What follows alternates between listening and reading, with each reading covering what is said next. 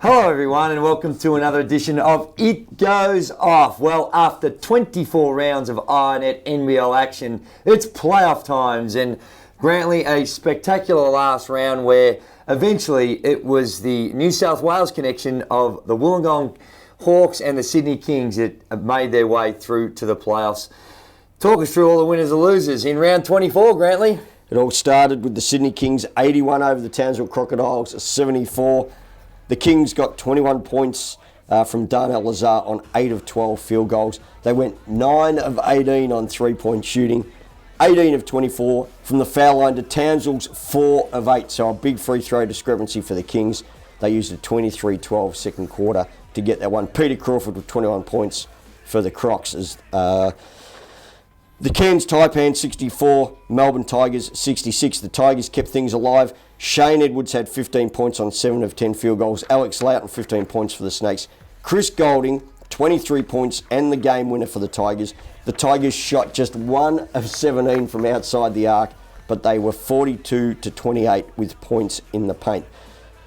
Perhaps the grand final preview, the Perth Wildcats 73 over the New Zealand Breakers 58. Kevin Lish 24 points. He was delicious. For the Wildcats. They used a 45-27 run over the middle two periods to get the job done. Corey Webster with 18 points on 8 of 12 shooting for the Breakers. The Wollongong Hawks, they had to win, so they were in. Dries De Leon, 23 points on 8 of 14 shooting. Larry Davidson, 20 points on 9 of 12 field goals with 15 rebounds, as the Hawks won 74-64. Steve Way with 22 points, 9 boards for the Sixers. And finally, the season ended on Sunday. The Melbourne Tigers 78, the Townsville Crocodiles 70. Benny Lewis 17 points for the Tigers, and Ben Allen 13 points. If you had have had money on the last game of the season and saying Benny Lewis and Ben Allen were going to be the top scorers, Write your own ticket. write your own ticket. Unbelievable stuff, but massive injuries to the Melbourne Tigers. So on the basis of that, you say well done to them, the way they finished off the season. Let's take a look at the final standings on the NBL table. And Grantley, we knew it a long, long time ago. New Zealand and Perth locked in 1 and 2. Not sure how much you can read into that game on Friday. Because 0. It was one of those ones that was a dead rubber. Wollongong Hawks and Sydney Kings. And there you have it. Just terrific work. Unknown. Really had 7 teams vying for the playoff positions for most of the season. Adelaide dropped out pretty early, but everyone pretty much well and truly in the race until the last couple of rounds. But it was the Melbourne Tigers who, I guess, put their hand up for the hard luck story. 12 and 16, but Grantley only 1 point. 1 solitary point was the difference in the spread between the Melbourne Tigers and the Sydney Kings that cost them a playoff. 1 missed free throw. 1 missed free throw. 1 missed layup. Over 4 games. Unbelievable. So that's how tight it was. Cairns, TAIPANS 11 and 17. Townsville 10 and 18. They sort of limped home, didn't they? They had a great run through the middle after that 0 and 10 start. And the Adelaide 36ers at 8 and 20 were no other way to describe it, but very, very disappointing. We might have a look at those teams that missed out and just get your 1-minute summary a little bit later on. But before we do, the way it's worked out, Wollongong and Sydney, no other way to describe it, they've earned their way into the playoffs. But what do you make of their prospects? Well, they've got a chance, but I think it's a very... So you're saying I've got a chance? you have got a chance. But, Dumb and Dumber, do you remember that? Yeah, okay. They do have a chance, but it's a very small chance. Well, let's have a look at the matchups and where all the action's going to be, Grantley, on the semi-finals. Where are they going to be played? Okay, so game 1 of the semi-finals, both games will be on Thursday night. The Breakers at home against the Kings and the Wildcats against the Hawks. Then we jump ahead to game 2, the Hawks and Perth at Wollongong on Sunday, March 31. So Sunday coming up. April Fool's Day. On Monday is game 2, the Sydney Kings home game against the Breakers. And game 3 of those series, if needed, is Wednesday, April 3 in Auckland for the Breakers and the Kings, and Thursday, April 4 in Perth for the Wildcats against the Hawks. And all games NBL TV. Absolutely, and they'll be on 1 or Channel 10 at some stage as well. Hey, the other thing is too, Grantley, when you look at this matchup, on paper you'd say no chance, really, because of the dominance of the New Zealand Breakers and the Perth Wildcats. But if you look at the matchups of these teams throughout the season, Sydney beat New Zealand early on in the season at home, and they lost to New Zealand by a last-second three-pointer by Mika Vakona in the corner in New Zealand. And the Wollongong Hawks beat the Perth Wildcats in Wollongong. So although we've got the overall records pretty impressive by the Wildcats and the Breakers, to think that they just need to show up and they're going to win, the results throughout the season wouldn't suggest that that's going to be the case. No, it wouldn't, and I think that's probably what we talked about a couple of weeks ago, that there might appear to be a big gap between the teams given what the standings are, but on any given night, anything can happen. And like we said, a team could go 28-0, but they might have only won all those 28 games by one single point, which means they're not that much better than the other teams. And that's how it could pan out. But obviously, game one is crucial, and Perth and New Zealand have got that home court advantage for game one. Look, they're not, the other teams aren't, Wollongong and Sydney aren't without a chance, but you've still got to think that Perth and New Zealand are going to advance. Grantley, we're going to get in and talk a little bit more about those series in just a minute. But firstly, we need to say congratulations to Cedric Jackson on becoming the MVP. He had a sensational season. You look at his statistics, scoring, assists, leadership, all the intangibles. He brings them to the table for the New Zealand Breakers. And really, standout for me, Cedric Jackson, and thoroughly deserved the honour of the MVP award. Yes, great all-round player. I think that's the best way to describe him. He's, doesn't rely on a lot of scoring. He averaged 15.1, nearly 6 rebounds a game. 7 assists. And 7 assists. So that's a great all-round contribution.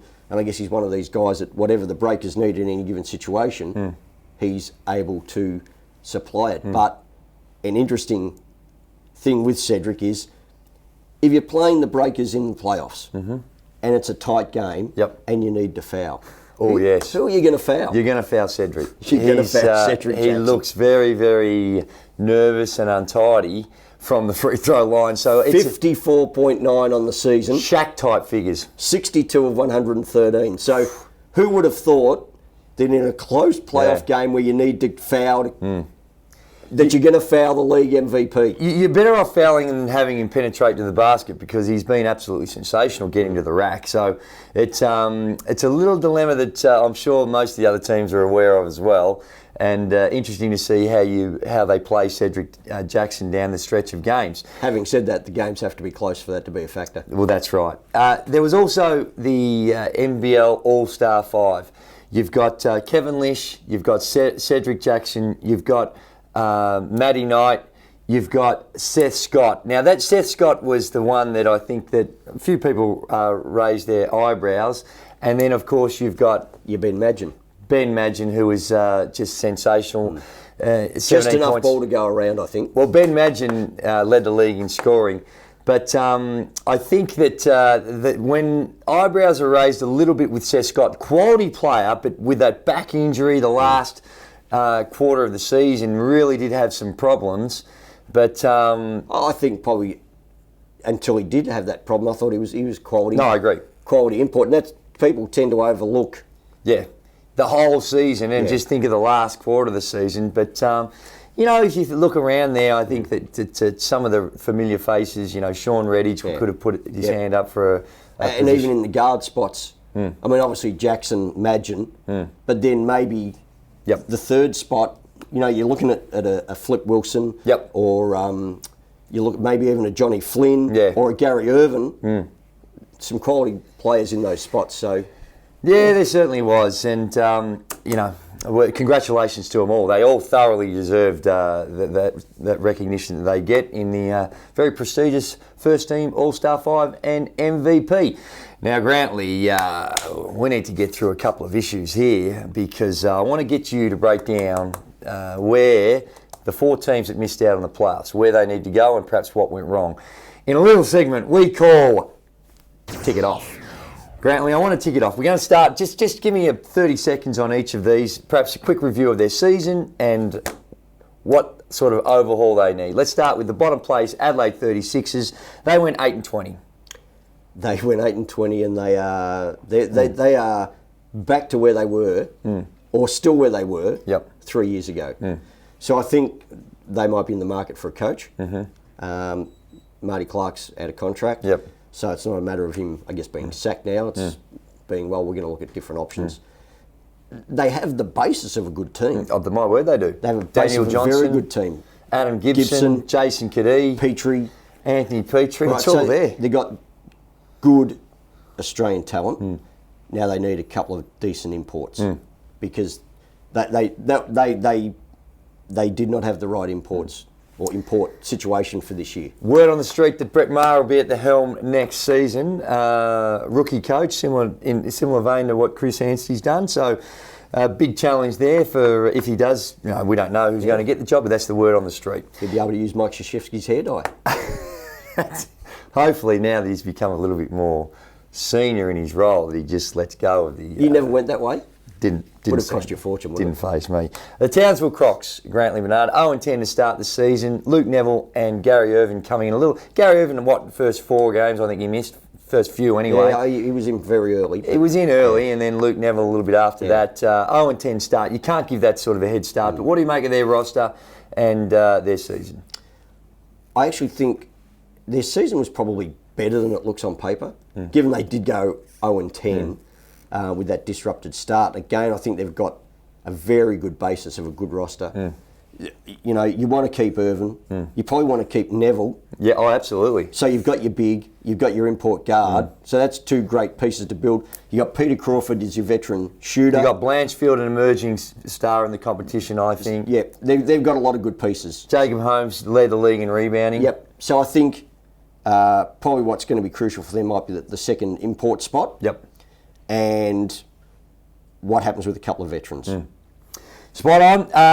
Cairns Taipans. Now, I'm happy to accept apologies from all the Cairns Taipans fans that got stuck into me when I said they couldn't make the playoffs. And I have to be honest, I thought they were going to make the playoffs in the last couple of rounds and they slipped up. But, chin up, I was proven to be correct. Unfortunately, I was proven to be correct for the Cairns Taipans fans. So, happy to accept the apologies. But, Grantley... You know what I think? What's that? I think you need to build a bridge to get over yourself. Well, some people might have to get over themselves because I'm copping a spray when I was proven to be correct. I think you should take the high road on this and you just ignore it and move on. I wanted them to get there because in all honesty, I actually think that their formula...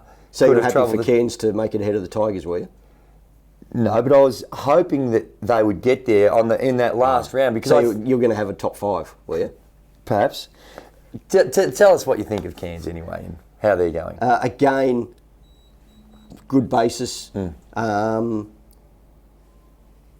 think they've got a couple of decent imports. I do like Jamar Wilson. I think he's quality for them. So it gets back to their Australian talent. I think maybe they need a Luke Neville. Yep. That's it. They want, in my opinion, they need a quality big in the middle. A quality force in the middle to own the glass, be that intimidation on the defensive end, and you've got your Cam Dragar in there, but he's more your scorer. Yeah, whatever. Exactly. But you need a real hard banger, workhorse, get the job done. And lastly, the Melbourne Tigers. They missed out. Please give them some advice on how to take it. I think just leave the league. Leave the league. Go to the SEABL. No. Look, it's not just been a tough season for the Tiger. It's been a tough 3 seasons. Yep. They are just going through overhaul after overhaul on and off the court. Yep. They really need a season of consolidation where Chris Anstey comes back as coach. Which he has been. Him and D-Mac have been reappointed for next year. So they're coming back. I think there'll be... Obviously, they'll be able to have a planning period that starts, it's probably started. They're going to have a good run up to the whole thing. They'll be able to further instill their philosophies, their ideas, what they want to get done. I think the roster needs an upgrade. I think more than a tweak. There's some good talent there. They're deep, but yeah, I guess can they bring Flynn back? No, I don't think Probably that's not. So that's a big loss. Probably not. Seth Scott. Is Seth Scott going to come back? Questionable. Okay, so there's 2 quality imports down already. Very hard to get quality imports. So that's their biggest hurdle. And I think they need to make some changes in the roster to freshen it up a bit. Do you want to identify anyone that you'd suggest that might need to be just a little bit nervous? I just think they need to probably make it a bit younger. Right. Okay. All good points. Very well done, Grantley. Good stuff. And not only do we like to have our say, we want you to join in the conversation. We've only got a couple of weeks, so you need to get out there. And each and every week, we give away prizes to those that do join in the conversation in a little segment we call the Mark Zuckerberg Minute. Nice. Played down today. Very nice. Playoffs. You've got your playoff game face on. And this week, the prize, Grantley? For sure. What is it? It's that. It's NBL TV. It's a subscription to the NBL TV all the way through until the start of next year. Or next season, I should say. Includes all the playoffs. What can you get for $1? Not much these days. You can't even park the car. No. For like 5 minutes. No, you can't. Can't even buy a Violet Crumble for $1. No. Quality confectionery. Quality beverage. Confectionery. $1. What? $1 gets you NBL TV. NBL TV. NBL TV for the playoffs. $1. $1. Wowee. Well, when you win this subscription, you'll be getting it for free. Plus, and probably where the value kicks in is you get the entire off-season with all the international games and all that goes along with it. A lot of international games going to be shown on NBL TV, so it's a cracking prize. And we're going to start it off this week, Grantley, with Nick Hext. Nick Hext. That's what it says. How important is getting... Not Hick next? No, Nick Hext. How important is getting your imports right to winning a championship? Adelaide and Townsville seem to get theirs wrong early. Then Melbourne lost Johnny Flynn just as they looked like making the playoffs. There is no doubt that a quality import combination can have a profound impact on the prospects of teams.